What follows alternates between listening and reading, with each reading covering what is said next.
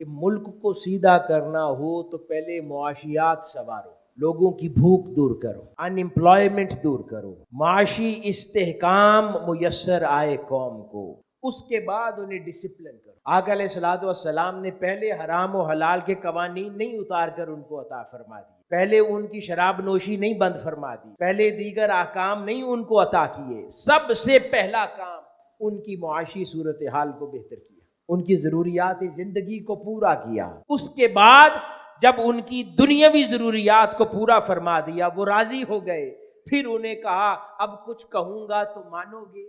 سب نے کہا لبیک یا رسول اللہ، جو فرمائیں گے مانیں گے۔ تو پھر آقا علیہ الصلوۃ والسلام نے فرمایا گناہ چھوڑ دو، نماز پڑھا کرو، شراب نوشی چھوڑ دو، زکوٰۃ دیا کرو، اللہ اور اس کے رسول کے حق ادا کیا کرو، مخلوق کے حق ادا کیا کرو، بس پھر جو آقا علیہ الصلوۃ والسلام فرماتے وہ کرتے چلے جاتے۔ تو آغاز معاشیات کو سنوارنے سے فرمایا۔